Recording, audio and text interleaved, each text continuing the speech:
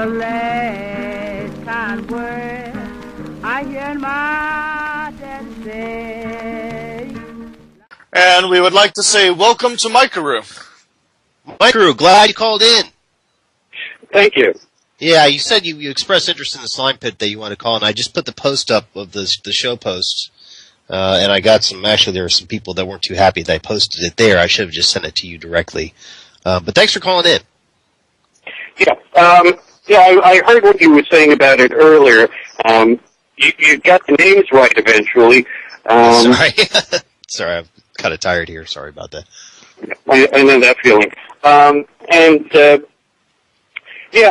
What you were talking about was a fair capsule summary of what happened and what's going on now. Have you read the article? Have you read his website? I'm sure you probably read through his entire website, have you? Who is Radford's? Yes. Yeah, I did a video where I summarized that, and I was trying to get people to donate money to his legal fund. Oh, okay, cool. I saw that. I didn't watch it, though. Yeah, I saw his website. And for the longest time, he had remained silent, and that just gave a chance, that vacuum gave a chance for people within Free Thought Blogs and Atheism Plus and Skeptic to just run with it. You know, I often wonder whether or not he didn't let that happen, knowing that once he came out with this information, it would be so damning as to discredit all those asshats over at Atheism Plus. I have a different take on it. I've only met Ben Radford once, and he doesn't know who I am, but I saw him speak once. And he's a nice enough, decent enough guy, and I think it's very difficult to realize that someone that you were in a relationship with just suddenly turned around and did this to you. I think he was trying to broker a deal because when you're dealing with someone like Karen Stollznow, and I'm not a doctor and I don't play one on TV, but she seems to have a lot of borderline personality traits. Totally. I think when you're dealing with someone like that, by the time you figure out what they are, it's kind of too late. So they've already done the damage, and I've had that experience in my life before too. And reading the timeline that Ben Radford put up there, I can totally identify with the things he's going through, because it's the same. You see the same tricks that these people play. And again, I'm not a doctor either. I wish we had Dr. T on the show. I wish I should have tried harder to get her on. I just didn't have the time. But anyway, well, this is an ending tomorrow, so you do have time to follow up with Dr. T. Okay. Let's get some background on you. I know that you're a reader of AVFM and you have your own YouTube channel. You're a member of the skeptic community, right? Yes. Okay. So tell us what you think about. Let's kind of go towards. Let's talk about Atheism Plus and feminism's growing influence on the atheism community, and how it seems to have kind of hit a brick wall. What do you think about the co-option of the skeptic community and the progress that Atheism Plus has made thus far, and the pushback that it seemed to have gotten by a lot of prominent members of the skeptic community like Thunderfoot and TJ? Tell us how you feel this thing is working out. I talked a lot with Justin Bacchial about this, and also with the Amazing Atheist. I want to hear your take on it. Well, you've got two things that are conjoined that aren't really may not belong together. You've got atheism and skepticism. Atheism isn't a belief system; it's just a lack of belief. And you can be an atheist for any number of wrong reasons, including irrational ones. You could not believe in God because you think that religion is cramping your style, not for any critical reason. On the other hand, skepticism is actually a methodology of empirical verification. So you've got people who are conflating the two terms, atheist and skeptic. And you've got a lot of people who have recently come into the atheist movement and then tried to add all of this other social justice stuff into atheism that really has no place. Although I'm not saying there's no place for things like social justice and humanism and various rights groups. but not in atheism. They have their own groups, and if you want to pursue that thing, there's already structures in place. So there's the co-option of atheism right there. And in the skeptical movement, there's people who have come in, and I refer to them as rule-peddling carpetbaggers, who come into the skeptical community because it's the same reason. You ever notice during some administrations in the United States, when they put someone in charge of, say, the EPA or the FDA, it was someone who formerly worked for a drug company or was a company that was the biggest polluter. Yes. You won't put people in a regulatory position, even though it's at odds with what they actually do. And I think a lot of these people came into the skeptical movement to keep it close to them so that they could claim to be skeptics and use skepticism as a stick to beat other people, right, without internalizing any of the methodology of skepticism. Go ahead. I'm sorry. I mean, the shortest way to put it is you've got a bunch of people right now in the atheist and skeptical movement who are frauds. It seems to me, first and foremost, that feminism, being an ideology, is fundamentally, because it's an ideology, it's like a cult in and of itself. It really is. It would be fundamentally incompatible with any of the values of the skeptic community. And it amazes me that Atheism Plus has had as much success as it has. Why do you think they have had? And I'm not saying they're incredibly successful. The amazing atheist says that they're going to be gone in 5 years. But what do you attribute their success to? Well, it's the same reason why people voted for the Patriot Act without reading it. I mean, you're not going to vote against something called the Patriot Act. I mean, you can have a piece of legislation that's called the Happy Puppy and Kitten Law, and who's going to vote against it? So when they come across saying that they're for social justice and equality, who wants to be against that? Sure. And again, I mean, you can make a kind of. I've said a lot of these people deal with the world at large the same way that they deal with their own fucked up dysfunctional relationships. And by the time you figure, just like a borderline personality, by the time you figure out what they're all about, it might be too late. So the only people that Atheism Plus is really attracting are the type of people who aren't skeptical enough to ever read the fine print to begin with. There's various. I mean, you can't assign any one motivation. There are some people who adhere to it because they really believe in the principles and they think they're doing good. You've got people who are just too dumb to know the difference. And you've got some people who are just over con artists. I mean, I would put someone, I mean, just to name names, I mean, you've got some people that are true believers, but I think someone like Rebecca Watson or P.Z. Myers are just con artists. Yeah, I mean, what they're trying to do is just use the movement for their own personal aggrandizement, and so they don't really have to work for a living. Although P.C. Myers has a nominal job as kind of a biology teacher at a community college in a town of 5,000 people, and he hasn't published anything of note in 20 years. Mykerus, we've got a question from someone in our chat room named Astro Kid. He says, what do you think will be the end game in the skeptics community? It's been 3 years, and none of the big shots have come together to fight the madness. I don't know if that's an entirely accurate assessment, because I have seen a couple videos where some skeptics have sort of come out and have taken some soft swings at Atheism Plus. But what do you think is going to happen? Well, I can't predict, but I see the point of the question, which is, there's a lot of bystander effect in this. The story of Kitty Genovese, who was stabbed to death while a bunch of people looked out the window, and everyone thought someone else was going to call the police. And we've got that.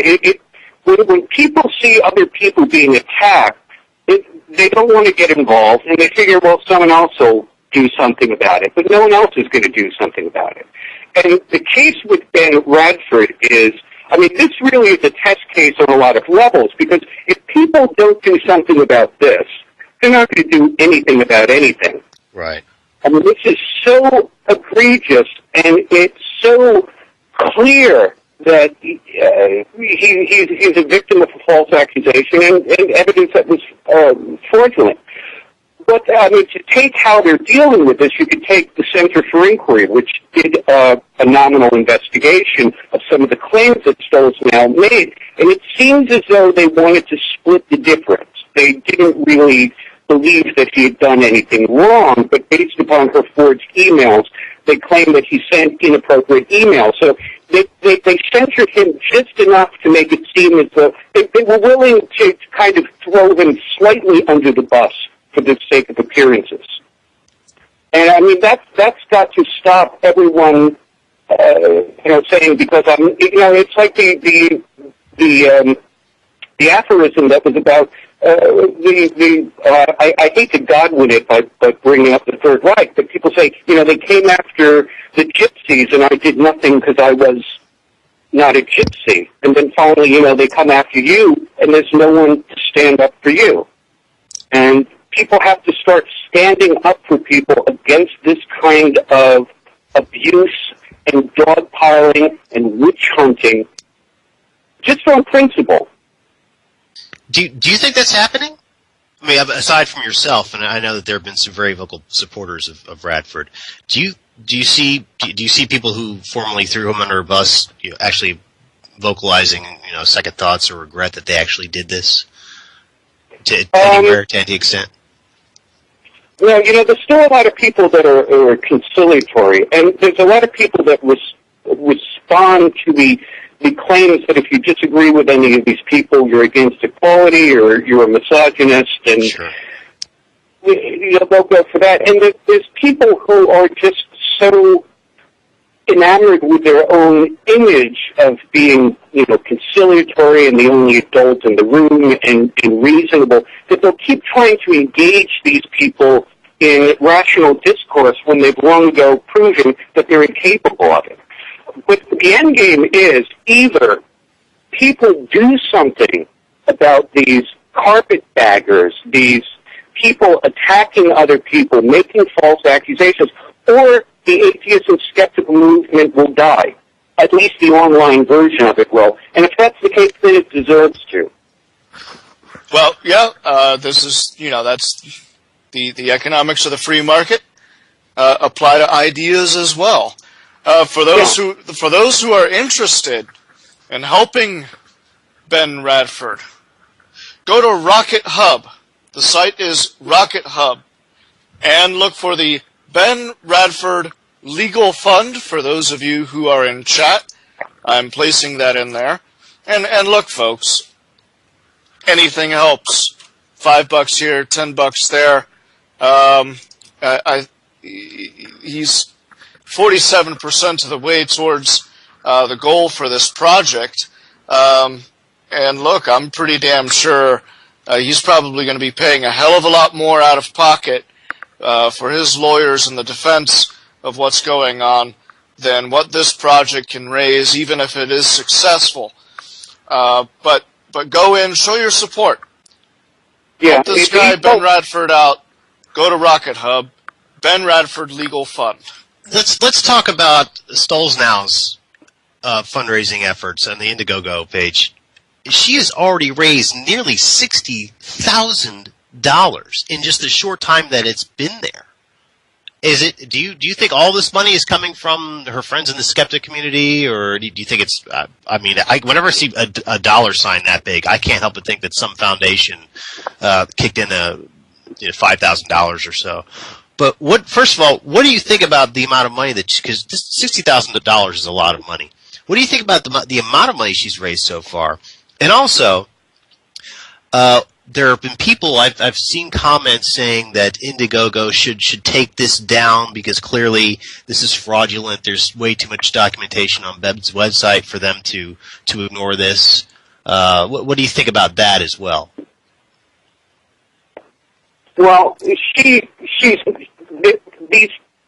people in free thought blogs and skeptics, they're very good at marketing. I mean, that's their focus anyway.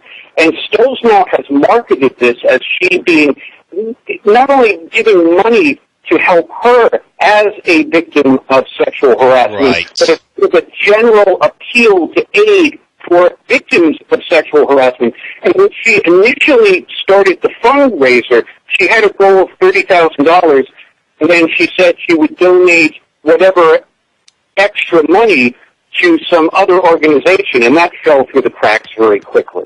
Right. Then she said, when it was clear that she was making more than $30,000, and it was approaching, I think at the time, like $40,000 or $50,000, then she said she would use the money to countersue Ben Radford. So in other words, people were now paying to finance her continued assault on Ben Radford. So, do you think that Indiegogo is in the wrong by having this fundraiser up there? Do you think that they're doing something unethical, as other people have said? I would err on the side of just letting people have their fundraisers, because where do you draw the line? Right. You were talking about, I mean, I'm not a free marketer, but in this case, I mean, since you mentioned it before, then you just let the market decide. I mean, Right. if it's something really egregious, then okay. And yeah, you can see a line being crossed in that she made a video where she mentioned Radford by name. And so Right. it was kind of interesting. On one hand, on the title of this fundraiser, she was saying it was for a victim of sexual harassment or for victims of sexual harassment. But then when you get into the video, when she's talking to the camera, you see it's all personal. Yes. What do you think will happen if this case goes to court, or whether maybe it'll be settled out of court, and Ben Radford wins? Do you think that this will be, how big of a pie in the face is this going to be to not just Stollznow, but all of her supporters, and of course, Watson and Myers and all these other jokers that we've been talking about? What do you think is going to be the output or the outcome for them? It's not going to make a dent in them. Okay. Well, first of all, Radford initially tried to settle without this going to court, and he got strung around. Apparently, Stollznow was using this negotiation process to see Right. what he had, and also to make him expend resources. Yep. It might be the case where he still wants to settle out of court, which would be unfortunate, because at this point, he's fighting for his life. Yes, there's no doubt about that. He's got to leave conventional weapons behind and just, for lack of a better term, destroy her in court. It's the only way that he could come close to clearing his name. But as far as people like P.Z. Myers and Jason Thibault and Stephanie Zavon, it's not going to make any difference to them whatsoever, because they're like the doomsday cultists who stand on top of a mountain waiting for the world to end. And when it doesn't end, they sit around and go, oh, wait, we didn't carry a one here. And they fix a new date. And what happens is that every time that a kind of a cult organization hits up against reality like that, yeah, some people wander off. But what we're seeing with Free Thought Blogs and Atheism Plus, some people wander off, but they start maintaining a denser core of hardcore fanatics. And that's what will happen. If they are completely devastated by this decision, there are going to be some people that walk off. But the core lunatics, the people who have something really invested in this financially, psychologically, or otherwise, it's not going to make any difference to them. In fact, they may just double down. I would think that they would double down. What they're going to say, speaking of pie in the face, was that this is absolute proof of the patriarchy, and in fact, the fact that Radford wins the case shows the systematic oppression that women experience at the hands of men, and indeed at the male-run state. Yeah, but the thing is, if that were the case, and this had some bearing on like a general rape culture where this kind of harassment is lauded or tolerated, how the hell did she get $60,000? Well, yeah. Well, I mean, some people don't like it. We can certainly point to that, but of course they'll say, well, this shows us that the revolution is up and coming. Prepare for the revolution. And once again, just like other people have been saying for a while now, that these individual efforts and the funds going towards these individual efforts show that there is this wanting change on the horizon, that the majority of individuals actually agree with them, but are too afraid to come out and actually say anything other than to drop an anonymous donation, that type of thing. So I don't see the $60,000 being raised as any barrier to their rhetoric at all. I think, in fact, they would simply twist it to bolster their own rhetoric.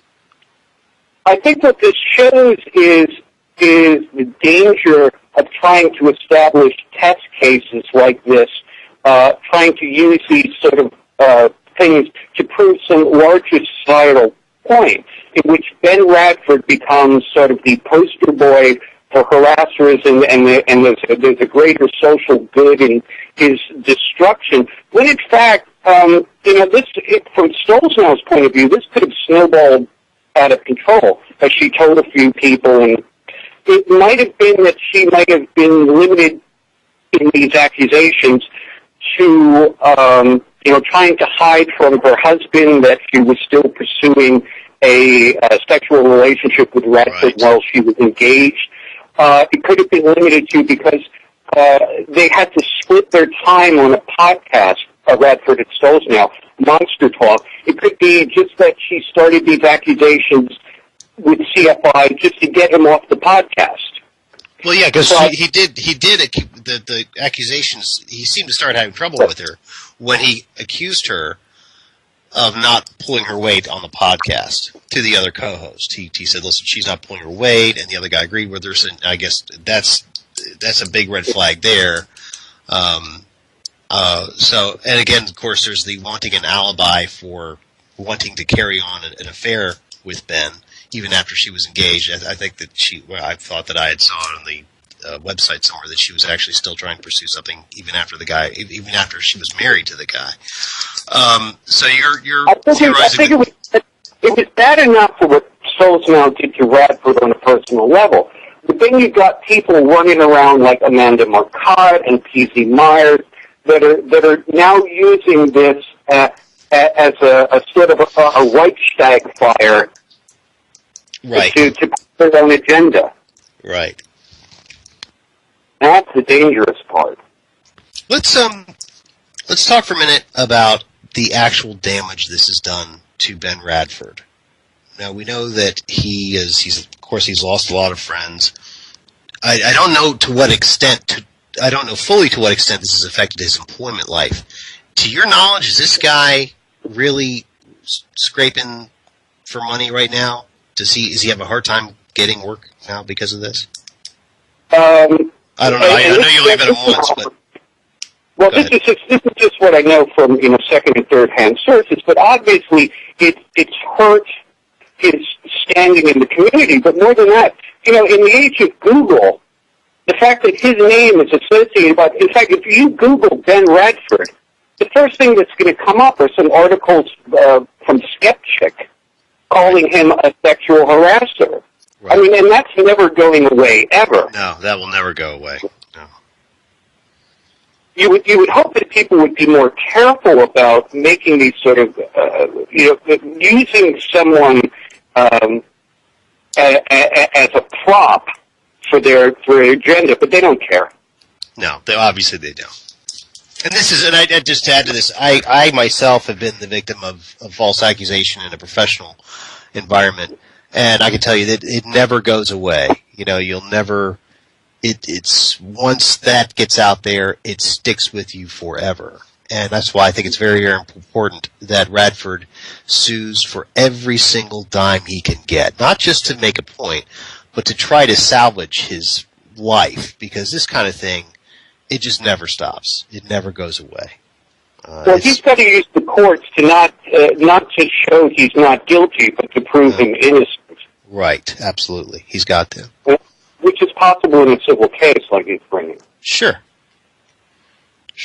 But as far as his name being associated with this and being in search engines and the fact that even if he wins in court, these people are still going to write the same crap. You know, he's hurt irreparably by this.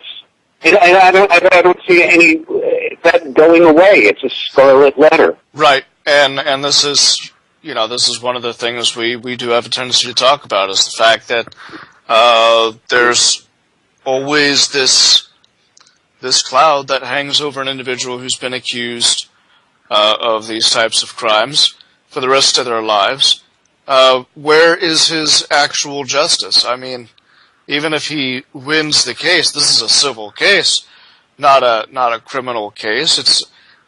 I don't think that she's going to face much in the way of reprimand.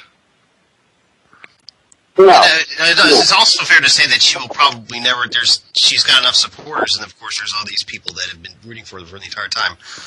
Even though she might have to pay a large chunk of money, which is going to hurt, and I hope it hurts, she's always going to have people that will let her cry on their shoulders. She'll always have supporters. Like you said, people will still write about this, and they will still name Radford as the bad guy.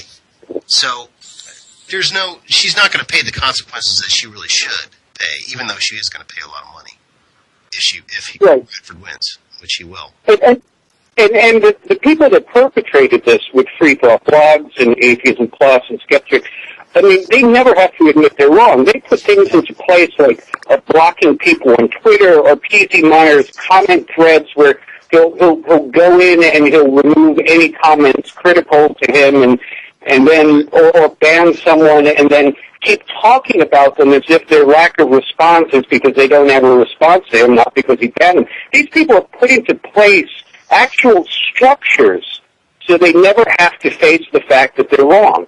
Right.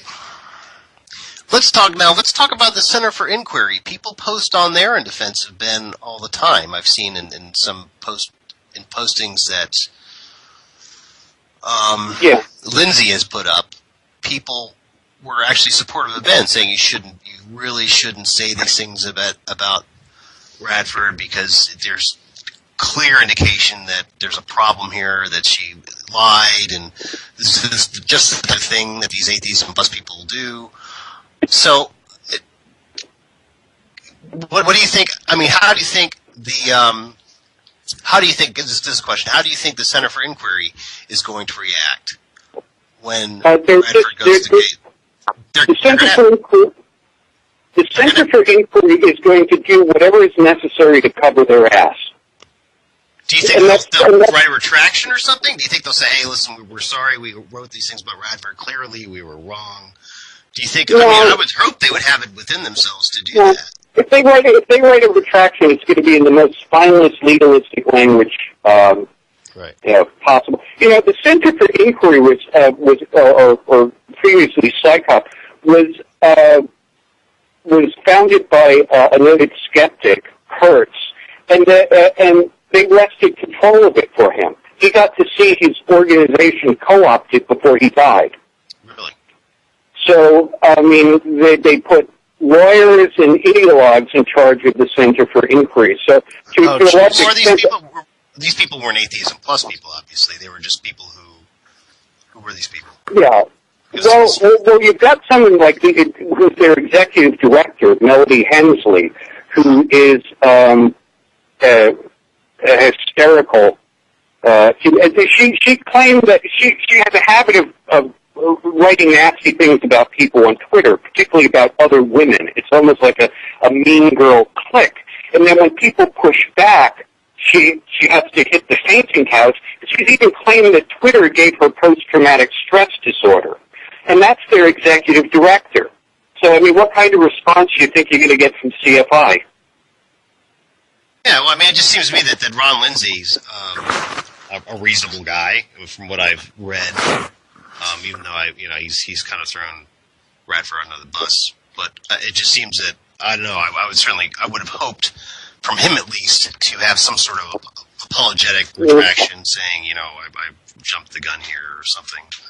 No, but I guess in the Radford accusation, the only thing Ron Lindsay cared about was those parts of the accusation which he found false that would affect his fundraising. Right. Okay. That's the only thing he cares about. Okay. All right. And he did give a good a good little skeptical kernel talk at a Women in Skepticism conference. Right, yeah. And then he hit the outrage, and then he backed off. Right. Did he really back off? I mean, I thought that he stuck up for himself, because when Watson wrote a response to it, he stuck up for himself against Rebecca Watson. But if you're not going to stand up against Rebecca Watson, you're not going to stand up against anyone. Yeah. Oh, wow. Truth. Wow. Yeah, so I am kind of, I was a member of the skeptical community for a long time. I mean, following it, not in any noticeable position. And then I was a member of the National Capital Area Skeptics, and then it went by the wayside. And I came back into it in the last 3 years when all of this started. And I'm just appalled at some of the people that we have in the movement now, and some of the directions that it's going in. And no, I don't have a lot of hope, because really, I mean, if the skeptical community can't inoculate itself against these kind of people, what good is it? Yeah, that's what I've been saying all along. The skeptical community, what they value is, from what I've seen, the core values are, we are anti-ideology, we're anti-dogmatism. And these Atheism Plus people, they're all about dogmatism. They're all about this feminism. It's all dogma. And I've seen a lot of people hold the line against this kind of stuff. But then, as you've said, and I've seen myself, a lot of people have embraced it, and saying, "Oh, well, let's go ahead and be about social justice. How could we possibly be against gender equality and all this?" But it's clearly, even from an outside observer like myself, it is clearly ripping this community apart. It's ripping people's lives apart, obviously, with Ben Radford, and it's really making the entire community look bad. It really is. Well, unfortunately, in the process, you lose a sort of check and balance on society. I mean, before you had a lot of intellectuals who were willing to sit down and take a look at evidence in an objective fashion, or as objective as what they possibly could, given their individual circumstances, and then communicate to the rest of society those findings. And we stand the chance of losing that. That is a very important check and balance inside of any society. And right now, with the way that academia has been overrun by ideologues, I sort of looked at the skeptic community as the last bastion of the communication of objective reality, and we're about to lose that. That is a loss to cry over, because when those individuals are scattered to the wind, or are all of a sudden broken into smaller groups, they are no longer as effective at teaching people how to guard themselves against falsity. Mm-hmm. Well, that's something that Ben Radford did. His forte was investigating things like the chupacabra or river monsters, and the reason you do that is not because you think a chupacabra is a really important thing. But by studying that, you learn how people misperceive things, or how a tale gets better in the retelling. There's important things to be learned about people's perception and dissemination of information. But then you get people like Kesey Myers who dismiss that as the chupacabra beat, or you have people like Rebecca Watson who dismiss that kind of skepticism as Bigfoot skepticism, because it's not dealing with any great social issue, which is, goes to show that they missed the point completely. Well, this is an unfortunate development, and I hate to say it, you're not providing us any hope here, Mykerus. Yeah. I'll give you one bit of hope in that in a schism like this, where you've got people coming in who are basically just really superficial and shallow. You've got people that are running around wearing one of Amy Roth's surly ceramic necklaces and that say science, and they go, "Oh, I'm wearing a necklace, so I'm into science," even if they don't know a damn thing. It's good to separate those people out, and I think this schism has done. At least at least the schism has kind of been a rectal thermometer, so we could spot who the assholes are. Nice. Oh, that yeah. hurts. That was sweet. Well, even better. It could be a Raoul, just to see how deep the asshole goes. Oh, I'm not pursuing this metaphor. Mm-mm. You guys can run with it. But yeah, I think there's hope in the long run that hopefully these people will kind of get tired of pretending that they're skeptics, or tired of pretending that atheism can be turned into a belief system, and they'll wander off and infest somewhere else, hopefully. Well, or they could just get a job. I don't know. right. Yeah. Okay. I mean, the horror endgame for someone like Rebecca Watson is eventually she'll have to get a job. Right. Yeah, eventually that fry station in the sky will call to her, and she'll have to go there and either become a world-class stewardess or work the fry station at McDonald's. Stewardess, you sexist bastard. I know. I'm such an asshole. All right. Well, listen. That's about all the time we have. Mykerus, stay on the line because I want to talk with you after we call the show, please, if you would. Thanks. But thanks a lot for calling in. We really appreciate it. I was looking forward to you calling in. You've given us a lot of great information, and this has been a really good show because of it. And thanks a lot for calling in. Vita Bogan, again, always a great show. Always. I'm sorry, say again? Give the links again. The to Ben links? Radford Legal Fund. Yes, Okay, I'll go ahead and give those out. Folks, you need to go give me just 1 minute here. I had it just a moment ago. The Ben Radford Legal Fund on Rocket Hub, the world's crowdfunding machine, is their motto. Rocket Hub, Ben Radford Legal Fund. Look, folks, they're 47% of the way. And I promise you that 47% is probably representative of less than 1/10 of what this guy is really going to be paying in order to take care of these types of problems that he's got. Are you looking at it right now? How much money has he raised so far? $4,645. Okay, good. So in the past couple of days, people have actually been donating. Yeah. That's good. Yeah, that's great.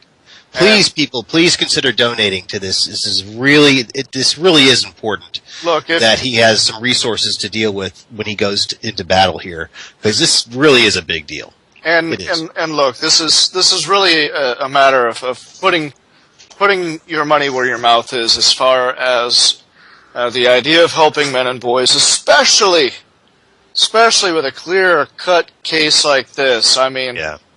of a of malicious false accusation. So absolutely, Rocket Hub, Ben Radford Legal Fund. All right, everybody, that does it for tonight. Thanks again, Fetal Bogan. Thanks again, Mykerus. James, I think we're going to call it a night. Do we have any advice for the listeners? Absolutely. Take the red pill. This show has been a production of A Voice for Men. We thank our guests and listeners for joining us.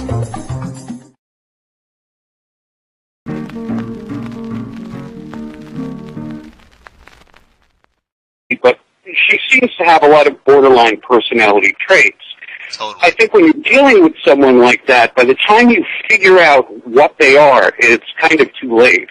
So they've already done the damage, and I've had that experience in my life before too. And reading the timeline that Ben Radford put up there, I can totally identify with the things he's going through, because it's the same. You see the same tricks that these people play. And again, I'm not a doctor either. I wish we had Dr. T on the show. I wish I should have tried harder to get her on. I just didn't have the time. But anyway, well, this thing is an ending tomorrow, so you do have time to follow up with Dr. T. Okay. Let's get some background on you. I know that you're a reader of AVFM and you have your own YouTube channel. You're a member of the skeptic community, right? Yes. Okay. So so tell us what you think about. Let's kind of go towards. Let's talk about Atheism Plus and feminism's growing influence on the atheism community, and how it seems to have kind of hit a brick wall. What do you think about the co-option of the skeptic community and the progress that Atheism Plus has made thus far, and the pushback that it seemed to have gotten by a lot of prominent members of the skeptic community like Thunderfoot and TJ? Tell us how you feel this thing is working out. I talked a lot with Justin Bacchial about this, and also with the Amazing Atheist. I want to hear your take on it. Well, you've got two things that are co-joined that aren't really may not belong together. You've got atheism and skepticism. Atheism isn't a belief system; it's just a lack of belief. And you can be an atheist for any number of wrong reasons, including irrational ones. You could not believe in God because you think that religion is cramping your style, not for any critical reason. On the other hand, skepticism is actually a methodology of empirical verification. So you've got people who are conflating the two terms, atheist and skeptic. And you've got a lot of people who have recently come into the atheist movement and then try to add all of this other social justice stuff into atheism that really has no place. Although I'm not saying there's no place for things like social justice and humanism. And who is Radford's? Yes. Yeah, I did a video where I summarized that, and I was trying to get people to donate money to his legal fund. Oh, okay, cool. So, I saw that. I didn't watch it, though. Yeah, I saw his website. And for the longest time, he had remained silent, and that just gave a chance, that vacuum gave a chance for people within Free Thought Blogs and Atheism Plus and Skeptic to just run with it. You know, I often wonder whether or not he didn't let that happen, knowing that once he came out with this information, it would be so damning as to discredit all those asshats over at Atheism Plus. I have a different take on it. I've only met Ben Radford once. He doesn't know who I am, but I saw him speak once. And he's a nice enough, decent enough guy, and I think it's very difficult to realize that someone that you were in a relationship with just suddenly turned around and did this to you. I think he was trying to broker a deal because when you're dealing with someone like Karen Stollznow, and I'm not a doctor and I don't play one on TV, and various rights groups, but not in atheism. They have their own groups, and if you want to pursue that thing, there's already structures in place. So there's the co-option of atheism right there. And in the skeptical movement, there's people who have come in, and I refer to them as rule-peddling carpetbaggers, who come into the skeptical community because it's the same reason. You ever notice during some administrations in the United States, when they put someone in charge of, say, the EPA or the FDA, it was someone who formerly worked for a drug company or was a company that was the biggest polluter. Yes. You won't put people in a regulatory position, even though it's at odds with what they actually do. And I think a lot of these people came into the skeptical movement to keep it close to them so that they could claim to be skeptics and use skepticism as a stick to beat other people without internalizing any of the methodology of skepticism. Go ahead. I'm sorry. The shortest way to put it is you've got a bunch of people right now in the atheist and skeptical movement who are frauds.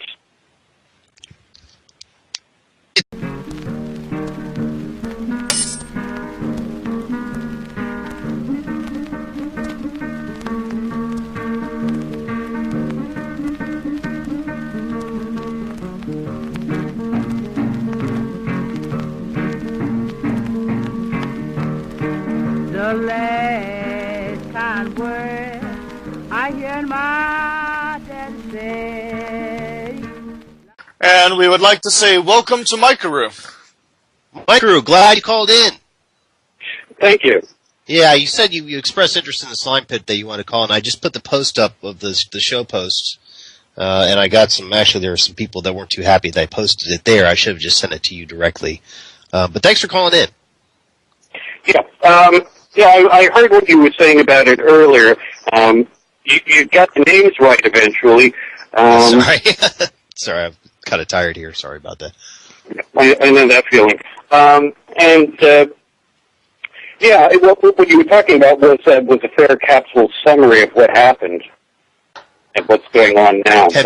Have you read the article? Have you read his website? I'm sure you probably read through his entire website, have you?